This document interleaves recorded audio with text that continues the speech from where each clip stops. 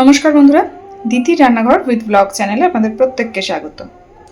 দেখুন, আজকে নিয়ে চলে এসেছি একদম ঘরোয়া পদ্ধতিতে লাল লাল ঝাল ঝাল চিকেন কষা। চিকেন কষা তো বাড়িতে আমরা সবাই বানাই, কিন্তু এক একজনের রান্নার ধরন এক এক রকম। তো আমি এই চিকেন কষাটা কিভাবে বানালাম চলুন দেখে নিন। তো দেখুন বন্ধুরা, চিকেন কষা করার জন্য কড়াইতে সর্ষের তেল খুব ভালোভাবে গরম করে নিয়েছি। এইবারে আমি কেটে ধুয়ে রাখা আলুগুলোকে আগে সুন্দর করে ভেজে নেব।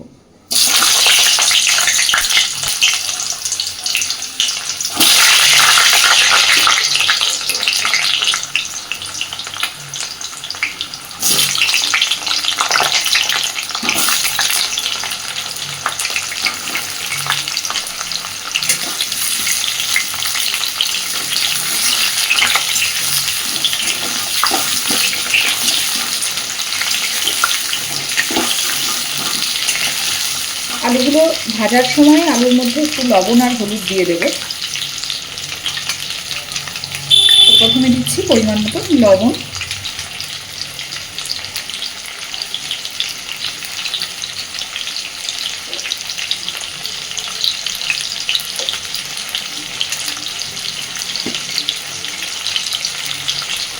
এবার দিচ্ছি হলুদ গুঁড়ো,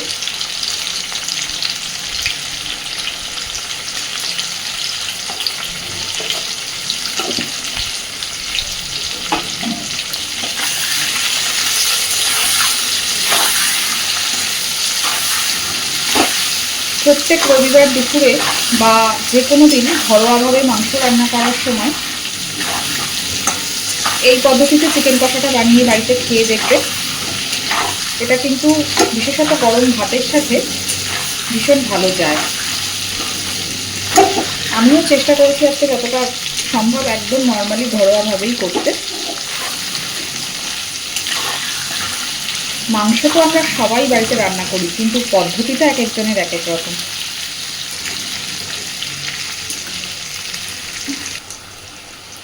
দেখুন, আলুগুলোকে সুন্দর করে লাল লাল করে ভেজে নিয়েছি। এইবার আলুগুলো তুলে নিচ্ছি।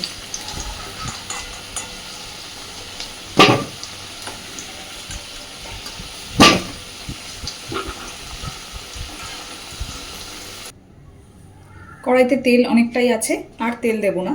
এদিকে চিকেনটাকেও আমি শুধু একটু সর্ষের তেল মাখিয়ে রেখে দিয়েছি।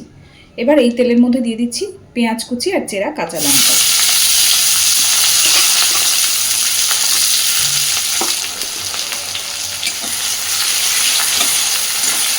আমি কিন্তু মাংসটা শুধু তেল মাখিয়ে রেখেছি, তাতে লবণ হবণ অন্য কিচ্ছু দিইনি, শুধু একটু কাঁচা সর্ষের তেল মাখিয়ে মাংসটাকে রেখে দিয়েছি।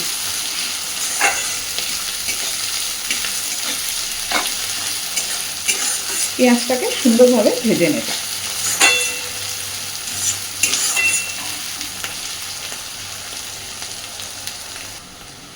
দেখুন, পেঁয়াজটা সুন্দরভাবে ভেজে নিয়েছি, একদম কাঁচাও নেই, আবার খুব বেশি যে লাল করে ভেজেছি তাও না। এই পর্যায়ে দিয়ে দিচ্ছি বেটে রাখা আদা রসুন, আর আদা রসুনের সাথেই আমি ছোট্ট একটা পেঁয়াজও একসাথে করে বেটে নিয়েছি।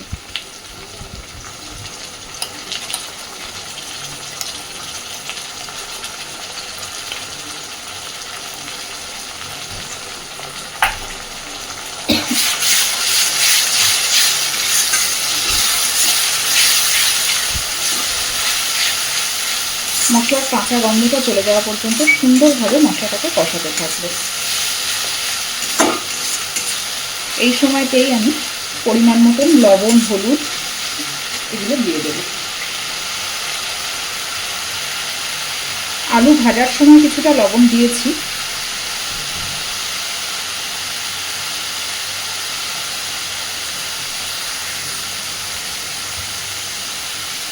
তাই লবণটা একটু বুঝেই দেব।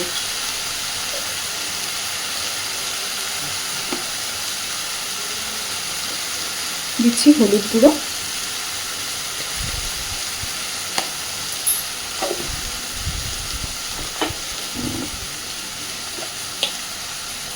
আর দিচ্ছি লঙ্কার গুঁড়ো। এখানে আমি কিছুটা গোলমরিচের ব্যবহারও করবো, তাই লঙ্কার গুঁড়োটাও একটু বুঝেই ব্যবহার করব।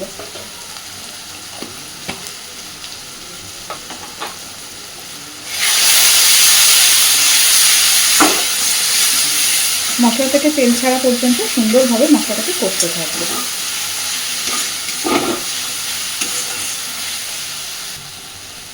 দেখুন এই মশলাটা দিয়ে অলরেডি তেল ছাড়তে শুরু করেছে। এইবার দিচ্ছি জিরে, টমেটো আর গোলমরিচ একসাথে বাটা। আবারও বলি, জিরে, টমেটো আর গোলমরিচ একসাথে বাটা। আগে দিয়েছি আদা, রসুন আর তার সাথে অল্প একটু পেঁয়াজ। আর এইবার দিলাম জিরে, টমেটো আর গোলমরিচ একসাথে বাটা।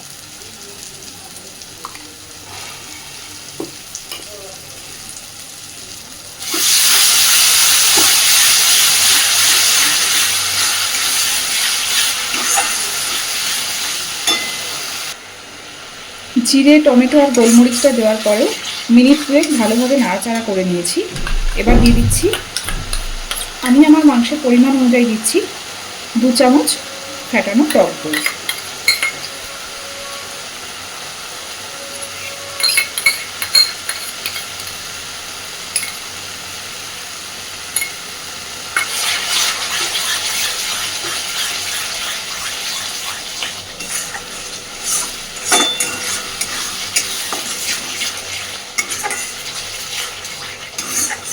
এইবার ভালোভাবে তেল ছাড়া পর্যন্ত মশলাটাকে আবারও কষতে থাকবে। এই কষানোটা যত ভালো হবে এই রান্নাটার স্বাদও ঠিক ততটাই ভালো হয়।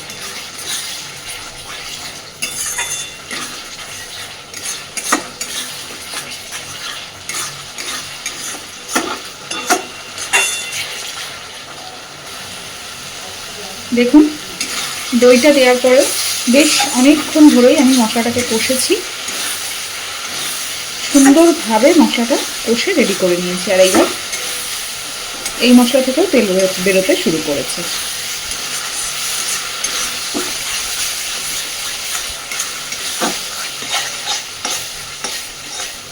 এইবার দিয়ে দিচ্ছি মাংসটা।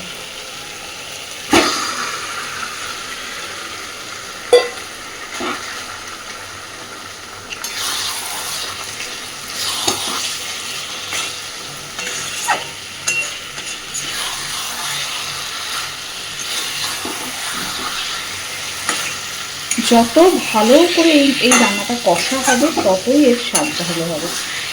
মাংস দিয়েও আবারও বেশ খানিকক্ষণ সময় ধরে সুন্দর করে কষাতে থাকবে।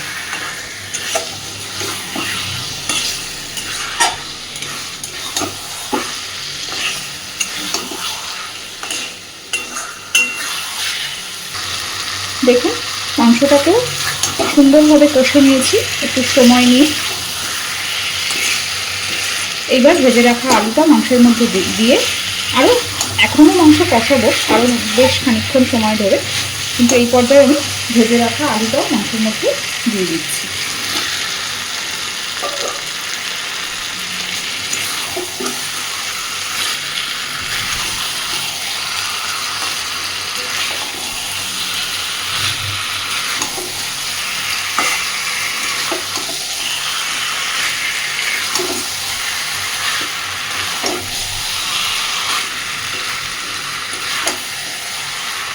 আলু দেওয়ার পরে অন্তত আরও মিনিট 5 এইভাবেই কষতে থাকবে। দেখুন আমার কিন্তু মাংসটা কষা হয়ে গেছে। আলুটা দেওয়ার পরে বেশ সুন্দর করে সব কিছু কষে নিয়েছি। আর পুরো মশলা থেকে এই দেখুন পুরো মশলা থেকে তেল ছেড়ে দিয়েছে। এইবার আমি পরিমাণ মতো জল দিয়ে দেবো। তবে আমি আজকে এখানে জলটা খুব বেশি ব্যবহার করব না, কারণ এই মাংস রান্নাটা ন্যাচারালি আমি একদম কষা কষাই করি। তো জাস্ট সব কিছু সিদ্ধ হবে। অলরেডি আলু ভাজা প্লাস অনেকক্ষণ সময় ধরে কষেছি, তাতে আলুও অনেকটাই সিদ্ধ হয়ে এসেছে। আর এতক্ষণ ধরে কষাতে মাংসও প্রায় অনেকটা সিদ্ধ হয়ে গেছে। এইবার পরিমাণ মতো জল দিয়ে দিচ্ছি।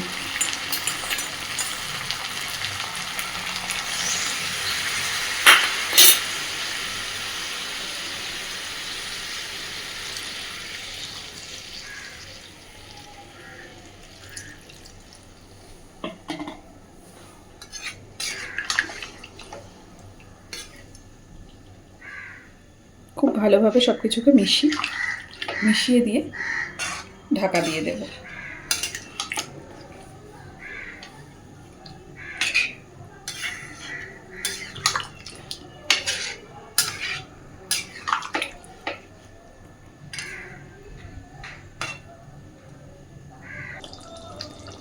দেখুন চিকেনের গ্রেভি অনেকটাই শুকিয়ে গেছে, আলু চিকেন সব কিছু খুব সুন্দরভাবে সিদ্ধ হয়ে গেছে। এই পর্যায়ে একদম গ্যাসের ফ্লেমটাকে কমিয়ে দিয়ে মিনিট 5 এইভাবেই রেখে দেব, তাতে করে পুরো ওপরে তেলটা ভেসে উঠবে। দেখুন চারিদিক দিয়ে তেল ভেসে ওপরে তেলটা আস্তে আস্তে ভেসে উঠছে। এই পর্যায়ে ওপর থেকে আমি দিয়ে দিচ্ছি গরম মশলার গুঁড়ো,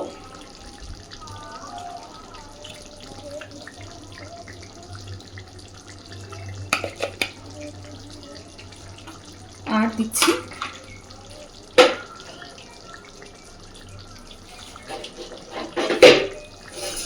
এক চামচ ঘি। ঘিটা আপনারা চাইলে আগে প্রথমে কড়াইতে তেলের সাথেও ঘিটা দিয়ে দিতে পারেন, কিন্তু এইভাবে লাস্টে একবার মাংসে ঘি ব্যবহার করে দেখবেন, সেটার স্বাদ কিন্তু সম্পূর্ণ আলাদাই হয়।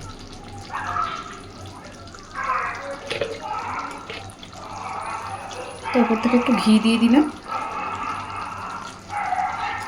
এবার আমি গ্যাসের ফ্লেমটাকে অফ করে দিচ্ছি।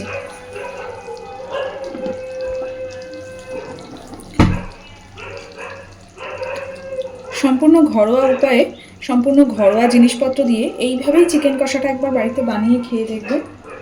এটা কিন্তু ফ্রাইড রাইসের সাথেও ভীষণ ভালো যায়। এইবার সব কিছুকে সুন্দরভাবে মিশিয়ে দিয়ে মিনিট 10 এইভাবেই ঢাকা দিয়ে রেখে দেব।